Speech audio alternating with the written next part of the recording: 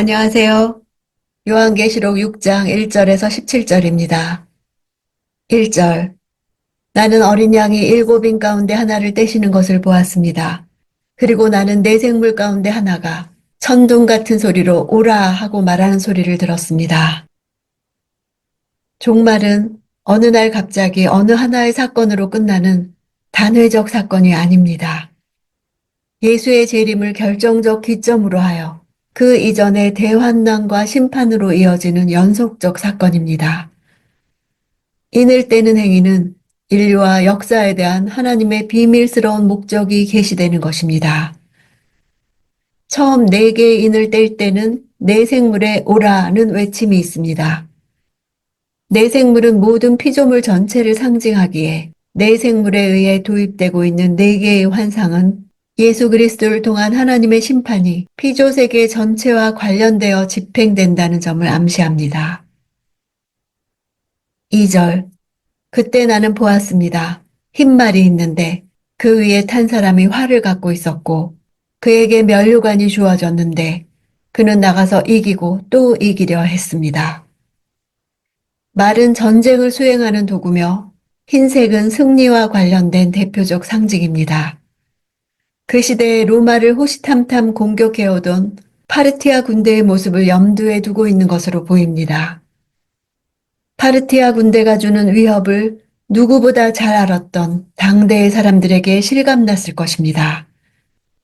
이기고 또 이기려 한다는 표현은 파죽지세로 밀고 들어오는 호전적인 정복자, 파르티아 군대에 대한 실감나는 묘사입니다. 4절. 그러자 붉은 다른 말이 나왔는데 그 위에 탄 사람에게 땅에서 평화를 걷어내고 사람들끼리 서로 죽이게 하는 권세가 주어졌고 또 그에게 커다란 칼도 주어졌습니다. 붉은색은 피와 피 흘림을 의미합니다. 하나님께서는 인간의 악함을 제한하지 않으시고 그대로 내버려 두심으로써 전쟁을 심판의 도구로 활용하십니다. 붉은 말을 탄 자가 걷어내는 평화는 황제의 평화, 즉 아우구스투스의 평화입니다. 그는 커다란 칼을 받았으나 직접적으로 사용하라는 명령은 받지 않은 제한적인 권세가 주어졌음을 말해줍니다. 5절.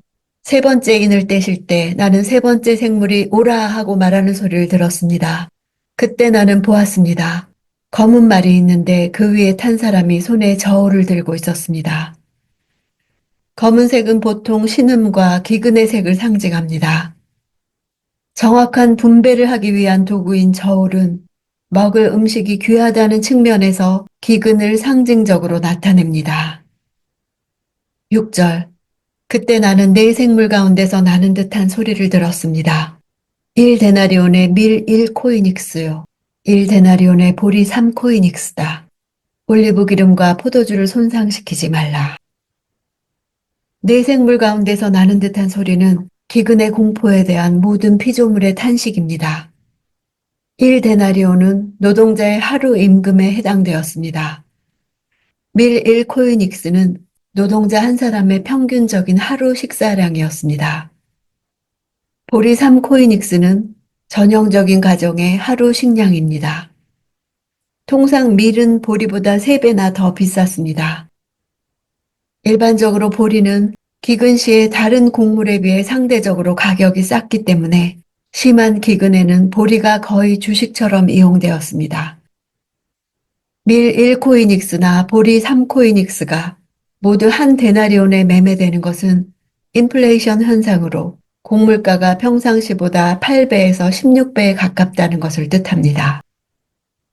곡식이 이처럼 비싼 가격으로 팔리게 되는 것은 극심한 기근 상태를 암시하는 것입니다.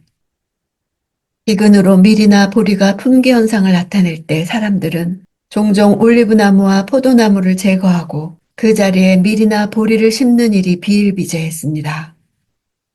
그런데 네 생물 가운데서 나는 소리가 올리브 기름과 포도주를 손상시키지 말라고 명령합니다. 진노 중에도 긍휼을 베푸시는 하나님의 자비입니다. 실제 AD 92년에 도미티안 황제가 곡식을 기경하는 것을 선호해 포도원의 절반을 철거하도록 명령하는 칙령을 반포한 바 있는데 그런 역사적 배경과 관련된 듯 보입니다. 심각한 기근 현상에도 올리브유와 포도주를 해치 말라고 명령받아 여분의 식량은 남기라는 제한된 권세를 받았음을 암시합니다. 8절. 그때 나는 보았습니다. 푸르스름한 말이 있는데 그 위에 탄 사람의 이름은 사망이요. 음부가 그 뒤를 따르고 있었습니다. 그들에게 칼과 기근과 사망과 땅의 들짐승들로 땅의 4분의 1을 죽일 권세가 주어졌습니다. 푸르스름한 색은 죽음과 공포의 이미지를 상징하여 사망과 음부를 의인화했습니다. 그들은 하나님의 주권 하에 땅의 4분의 1이라는 제한적인 권세를 받았습니다. 이와 같은 제한적인 심판은 하나님의 심판의 목적이 죄인들의 멸망이 아니라 회개에 있음을 나타냅니다. 9절. 다섯 번째 인을 떼실 때 나는 제단 아래에서 하나님의 말씀과 그들이 가진 증거로 인해 죽임을 당한 사람들의 영혼을 보았습니다. 정복과 전쟁과 기근과 죽음의 재앙이 끝나고 교회는 박해와 죽음의 상황을 겪어야 합니다. 하나님의 말씀과 그들이 가진 증거는 계시록 1장에서 요한이 자신에게 적용한 바 있습니다. 동일한 문구를 순교자들에게 적용함으로써 그리스도인의 정체성에 대해 분명히 밝히고 있습니다. 죽임을 당했다는 동사는 4장에서 십자가에서 처형당하신 예수 그리스도의 죽음을 묘사할 때 사용한 바 있습니다.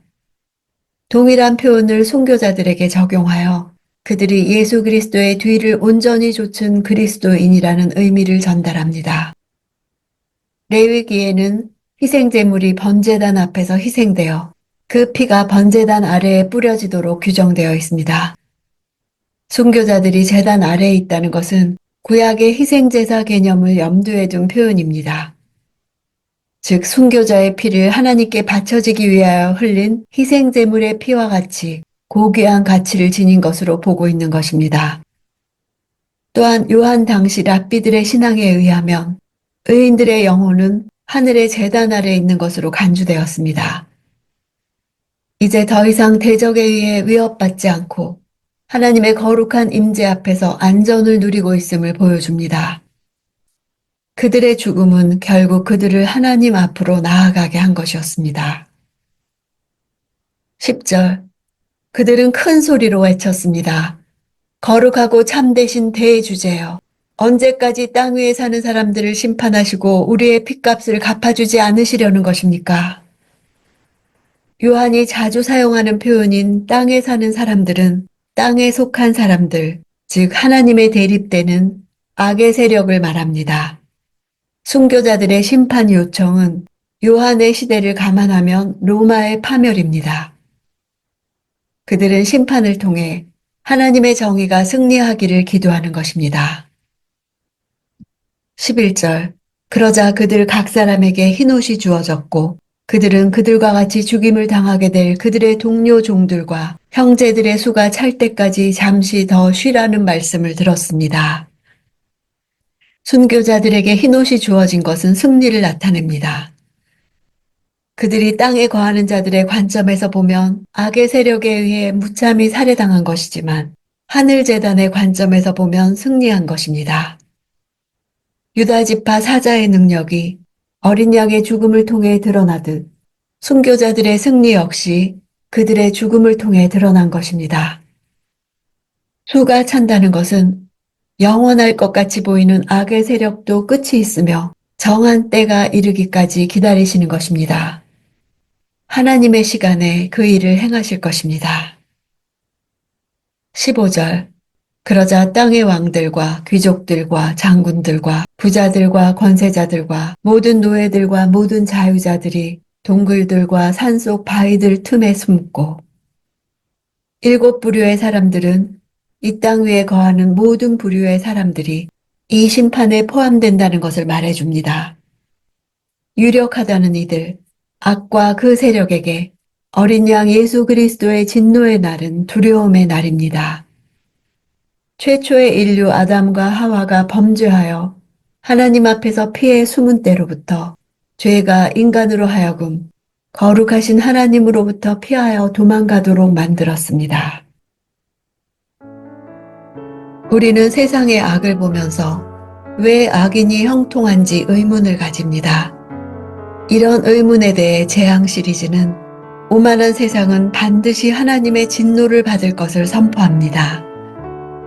그 진노의 불길은 너무나 강렬해서 하나님이 끄시지 않는다면 그 누구도 끌 수 없다는 것을 말해줍니다.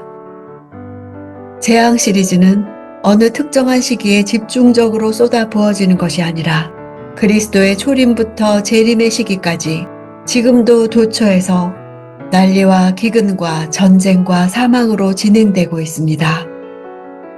세상이 재앙으로 심판받는 이유는 세상으로 인한 우리의 고통과 절규에 대한 응답입니다. 재앙은 교회를 위한 것입니다. 악인의 형통함에 대한 우리의 의문에 답해 주시며 우리를 다시 새롭게 세워주시는 것입니다.